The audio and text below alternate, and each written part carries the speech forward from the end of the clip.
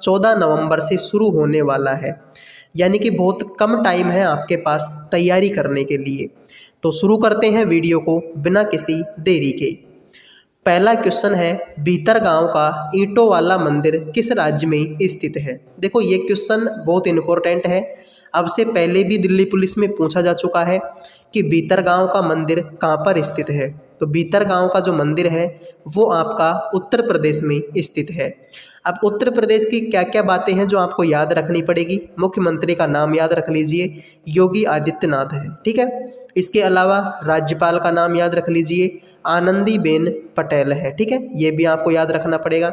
इसके अलावा उत्तर प्रदेश के लोक नृत्य, जी, एग्जाम को क्रैक करने का सबसे अच्छा तरीका है कि सभी राज्यों के लोक नृत्य आप याद कर लीजिए, ठीक है, क्योंकि एग्जाम में पूछे जाते हैं। तो लोक नृत्य लिख लीजिए, झूला नृत्य है, सहरा लोक नृत्य कहाँ का है? उत्तर प्रदेश का है। इसके अलावा चरकुला लोक नृत्य, ये बहुत इंपॉर्टेंट है, बार बार एग्जाम में पूछा जाता है।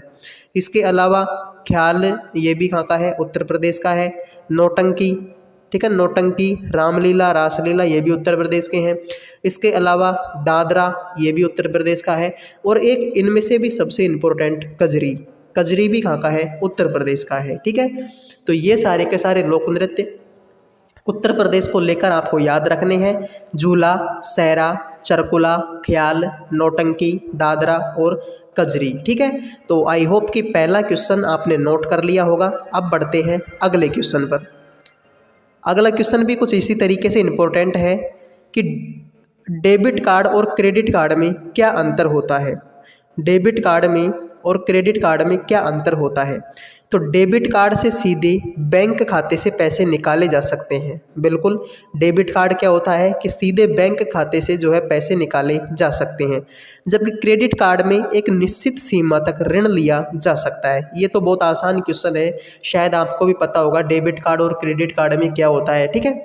डेबिट कार्ड तो आपका एक एटीएम कार्ड है, जो आपके खाते में जो पैसा होगा उसको आप डायरेक्टली बैंक से निकाल सकते हो, ठीक है, डेबिट कार्ड से। तो लेकिन क्रेडिट कार्ड एक अलग चीज़ होती है, इसमें क्या होता है कि हम बैंक से ऋण ले सकते हैं, फिर उसको हम धीरे धीरे जो है चुका सकते हैं, ठीक है, वो होता है क्रेडिट कार्ड, ठीक है। उसकी एक लिमिट होती है, जैसे कि मान लो आपका क्रेडिट कार्ड की लिमिट है 1 लाख रुपए तक की, ठीक है।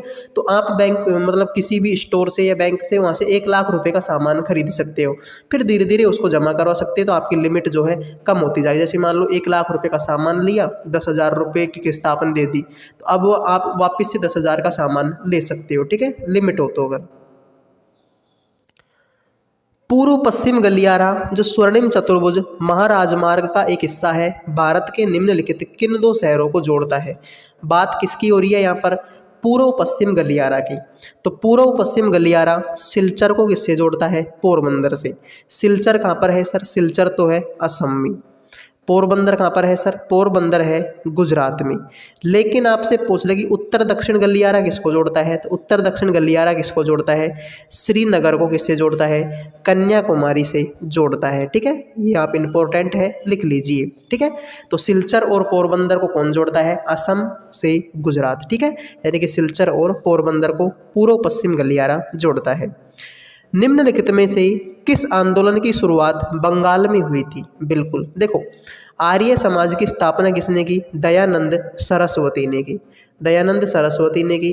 कब की? 1875 में की। और कहाँ पर की? मुंबई में की, ठीक है। तो इसका तो बंगाल से कोई संबंध ही नहीं है, क्योंकि ये तो कहाँ का है? मुंबई का है। प्रार्थना समाज की स्थापना किसने की? तो प्रार्थना समाज की स्थापना की किसने? आत्माराम पांडुरंगा ने की थी। किसने? आत्माराम पांडुरंगा ने की थी। कब की थी? ये भी एग्जाम में आ सकता था। 1867 में की थी। और ये भी कहाँ पर की गई थी? ये भी मुंबई महाराष्ट्र में की गई थी। सत्यशोधक समाज, इसकी स्थापना किसने की? ज्योतिबा फूले ने की। ज्योतिबा राव फूले ने की। और कब की इसकी स्थापना? तो 1873 में की। कब की? 1873 में की। और इसकी स्थापना कहाँ पर की? पुणे में की। तो ये तो सारे महाराष्ट्र से संबंधित है, मुंबई और पुणे। तो लेकिन हमसे क्या पूछा है? बंगाल। तो बंगाल कौन हो जाएगा? रामकृष्ण मिशन हो जाएगा। इसकी स्थापना किसने की थी? तो स्वामी विवेकानंद ने रामकृष्ण मिशन की स्थापना की थी, ठीक है। तो चारों को आप लिख लीजिए, किसने स्थापना की, कब की और कहाँ पर की, ठीक है। यानी कि चारों से लगा तो 12 क्वेश्चन मैंने आपको इस क्वेश्चन में बता दिए हैं, ठीक है, लिख लीजिए। अगला क्वेश्चन, संविधान अनुसूचित जनजाति आदेश दूसरा संशोधन विधेयक 2022 ने नारी कौरवन और कुरीविकरण समुदायों को किस राज्य की अनुसूचित जनजातियों की सूची में शामिल किया है? तो किस राज्य की अनुसूचित जनजाति में शामिल किया? तमिलनाडु की। तमिलनाडु से आपको क्या याद रखना है? मुख्यमंत्री याद रखने हैं। कौन है? M.K. स्टालिन है। कौन है? M.K. स्टालिन। वहीं आपको राज्यपाल भी याद रखने हैं। राज्यपाल कौन है सर? R.N. रवि है। राज्यपाल कौन है? R.N. रवि है।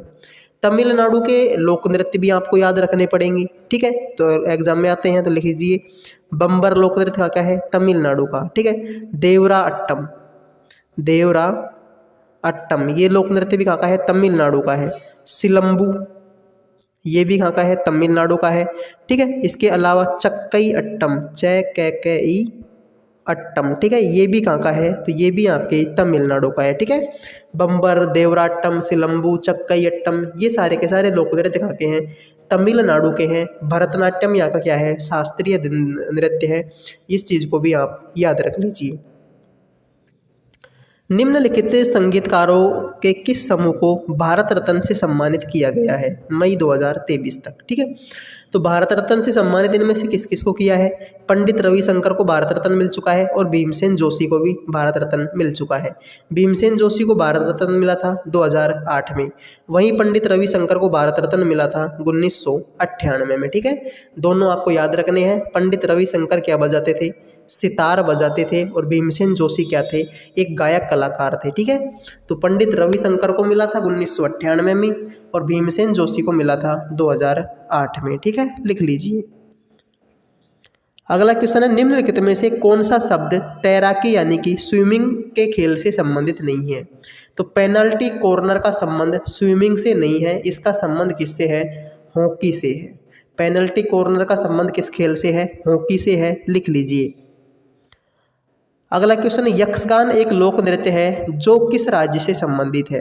तो यक्षगान का संबंध किस राज्य से हो जाएगा? कर्नाटक से हो जाएगा। कर्नाटक से आपको क्या याद रखने हैं? मुख्यमंत्री याद रखने हैं, सिद्धारमैया। क्या नाम है? सिद्धारमैया नाम है। और कर्नाटक के राज्यपाल का क्या नाम है? तो कर्नाटक के राज्यपाल का नाम क्या है? आपके थावरचंद गहलोत है। क्या नाम है? थावरचंद गहलोत है। अब वही बात है, कर्नाटक के लोक नृत्य आपको याद रखने पड़ेंगे। तो यक्षगान हो ही गया, इसके अलावा डोलू कुन्नीथा, डोलू कुन्नीथा लोक नृत्य भी कहाँ का है? कर्नाटक का। नागमंडला, नागमंडला ये भी कर्नाटक का है। जूडू हैली, जूडू हैली ये भी कहाँ का है? कर्नाटक का है। कृष्ण परिजात, कृष्ण परिजात और भूता आराधना, और भूता आराधना ये लोक नृत्य कहाँ के हैं? ये सारे के सारे कहाँ के हैं? कर्नाटक के हैं, ठीक है। डोलू कुनीथा, नागमंडला, जूडू हैली, कृष्ण परिजात, भूता आराधना सारे के सारे जो हैं कर्नाटक के लोक नृत्य हैं। भारतीय संविधान का अनुच्छेद 149 किस बात से संबंधित है? तो 149 देखो, नियंत्रक और महालेखा परीक्षक की नियुक्ति किस आर्टिकल में है? 148 में। तो नियुक्ति हो गई 148 में, तो 149 में उसके कर्तव्य और शक्ति। तो नियंत्रक और महालेखा परीक्षक के कर्तव्य और शक्ति किस में है? आर्टिकल 149 में है। आपसे पूछ ले कि वर्तमान नियंत्रक और महालेखा परीक्षक कौन है? गिरीश चंद्र मुर्मू है। कौन है? गिरीश चंद्र मुर्मू है। इस बात को आप लिख लीजिए, एग्जाम में आ सकता है, ठीक है। अगला क्वेश्चन, निम्नलिखित में से किस राज्य में फीफा अंडर 17 महिला वर्ल्ड कप 2022 के मैच आयोजित नहीं किए गए थे? ठीक है, तो फीफा अंडर 17 महिला वर्ल्ड कप 2022 के मैच कहाँ पर आयोजित नहीं किए गए थे? गुजरात में नहीं किए गए थे। आपको पता होगा इसका जो फाइनल मुकाबला है, फाइनल मुकाबला, तो फाइनल मुकाबला कहाँ पर हुआ था? महाराष्ट्र में हुआ था। आपसे पूछ ले कि फीफा अंडर 17 महिला वर्ल्ड कप के विजेता कौन थे? तो विजेता कौन थे सर? स्पेन था। और उपविजेता कौन था? कोलंबिया। विजेता कौन था? स्पेन। उपविजेता कौन था? कोलंबिया था। आपसे पूछ ले कि इसका शुभंकर क्या था? इसका शुभंकर, तो ईभा जो है इसका क्या था? शुभंकर था, ठीक है। तो फीफा अंडर 17 महिला वर्ल्ड कप 2022 इसका जो फाइनल मुकाबला है महाराष्ट्र में हुआ, ठीक है। इसका शुभंकर ईभा था। विजेता इसके स्पेन थे, उपविजेता कौन थे? कोलंबिया थे, लिख लीजिए। नील नदी का पानी किसमें गिरता है? नील नदी संसार की सबसे लंबी नदी है और इसका पानी कहाँ पर गिरता है? भूमध्य सागर में गिरता है, ठीक है, लिख लीजिए। सिख साहित्य के अनुसार गुरु नानक देव की जयंती भारतीय चंद्रमा के खालिस्तान की पूर्णिमा के दिन मनाई जाती है। तो गुरु नानक देव जी की जो जयंती है चंद्रमा के किस पूर्णिमा को मनाई जाती है? कार्तिक पूर्णिमा को मनाई जाती है। गुरु नानक सिखों के प्रथम गुरु थे, ठीक है, गुरु नानक क्या थे? सिखों के प्रथम गुरु थे। निम्नलिखित में से किस संस्थान की स्थापना एम.जी. रानाडे और जी.वी. जोशी के द्वारा की गई थी? जी.वी. जोशी और एम.जी. रानाडे के द्वारा किसकी स्थापना की गई थी? पूना सार्वजनिक सभा की स्थापना की गई थी। कब की गई थी? ये भी एग्जाम में आ सकता है, तो 1870 में की गई थी। अभिनव भारत की स्थापना कब की गई? 1904 में। किसके द्वारा? विनायक दामोदर दास सावरकर और इन्हीं के भाई गणेश दामोदर दास सावरकर के द्वारा, ठीक है। तो विनायक और गणेश दामोदर दास सावरकर के द्वारा जो है अभिनव भारत की स्थापना की गई। कब? 1904 में। द बॉम्बे प्रेसिडेंसी एसोसिएशन और भारतीय राष्ट्रीय कांग्रेस दोनों की स्थापना कब हुई थी? दोनों की स्थापना 1875 में हुई थी, लिख लीजिए। एग्जाम की दृष्टि से काफ़ी इंपॉर्टेंट क्वेश्चन है। पृथ्वी की प्रॉपर्टी में मौजूद 7वीं सबसे प्रचुर मात्रा में पाई जाने वाली धातु का नाम क्या है? जिसका नाम मध्ययुगीन लैटिन शब्द केलियम से लिया गया है। तो केलियम से किसका लिया गया है? पोटेशियम का नाम लिया गया है और ये भूपृष्ठ में पाई जाने वाली 7वीं सबसे प्रचुर मात्रा में पाई जाने वाली धातु है, ठीक है। तो इसको आप लिख लीजिए। लिथियम, पोटेशियम और सोडियम, इन तीनों को जो है चाकू से काटा जा सकता है। 1873 में ब्लैक रिएक्शन तकनीक से रंगे तंत्रिका ऊतक में की पहली तस्वीर किसने प्रकाशित की, जिसने संपूर्ण तंत्रिका कोशिका का वर्णन किया था?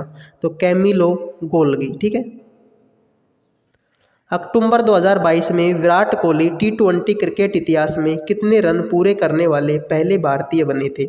तो अक्टूबर 2022 में विराट कोहली T20 क्रिकेट के इतिहास में कितने रन पूरे करने वाले भारतीय बने? 11,000 रन पूरे करने वाले, ठीक है। किस नदी को तसांगपो के नाम से भी जाना जाता है? ब्रह्मपुत्र नदी को जो है तसांगपो के नदी के नाम से जाना जाता है। कावेरी नदी को हम वृद्धगंगा के नाम से भी जानते हैं, ठीक है, लिख लीजिए।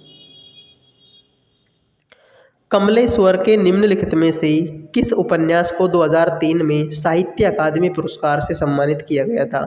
तो कमलेश्वर का कौन सा उपन्यास था? कितने पाकिस्तान, कितने पाकिस्तान। आपसे पूछ ले कि 2023 का हिंदी का साहित्य अकादमी पुरस्कार किसको मिला? तो हिंदी का साहित्य अकादमी पुरस्कार किसको मिला? अतुल कुमार को मिला। किसको मिला? अतुल कुमार को। इनके उपन्यास का क्या नाम था?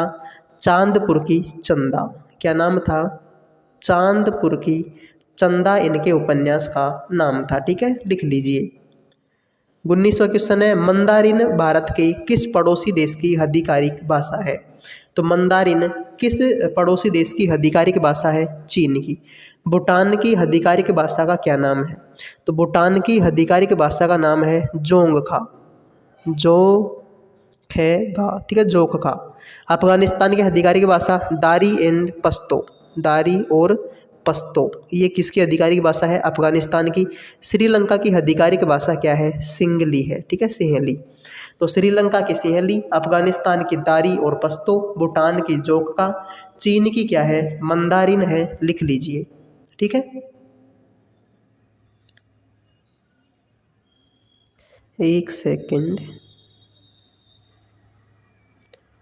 भारतीय संविधान के अनुच्छेद 44 का उद्देश्य क्या है? तो 44 में क्या है? समान नागरिक संहिता है।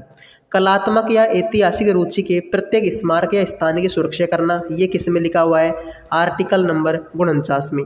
पर्यावरण की रक्षा सुधार करना, देश के वनों और वन्यजीवों की सुरक्षा करना, ये किस में लिखा हुआ है? 48A में लिखा हुआ है। राज्य की सार्वजनिक सेवा में न्यायपालिका को कार्यपालिका से अलग करना, ये किस में लिखा हुआ है? आर्टिकल 50 में लिखा हुआ है, ठीक है। तो समान नागरिक संहिता 44 में है, ठीक है। ऐतिहासिक रुचि के प्रत्येक स्मारक या स्थान की सुरक्षा आर्टिकल 49 में है। वनों और वन्यजीवों की सुरक्षा करना आर्टिकल 48A में है। और सार्वजनिक सेवा में न्यायपालिका को कार्यपालिका से अलग करना आर्टिकल नंबर 50 में है, लिख लीजिए। 15 अगस्त 1947 को भारत के पहले प्रधानमंत्री जवाहरलाल नेहरू ने दिल्ली में लाल किले के खालिस्तान के ऊपर भारतीय राष्ट्रीय ध्वज फहराया था, लाहौरी गेट के ऊपर। किसके ऊपर? लाहौरी गेट के ऊपर। देश के भीतर किसी अर्थव्यवस्था में वस्तुओं और सेवाओं के कुल उत्पादन, साथ ही विशिष्ट अवधि के दौरान मूल्यह्रास को मापने के लिए किसका उपयोग किया जाता है? तो जीडीपी का उपयोग किया जाता है। वर्तमान में 2022-23 की जीडीपी की बात करें तो विकास दर कितनी है? जीडीपी की विकास दर कितनी है? 7.2% है 2022-23 में। रोशन कुमारी, शोभना नारायण, माया राव और कुमुदनी लाखिया प्रख्यात खालिस्तान के कलाकार हैं। तो ये सब के सब किसके कलाकार हैं? कथक नृत्य के। अब कथक नृत्य के और कलाकार आपसे पूछ ले तो लिख लीजिए।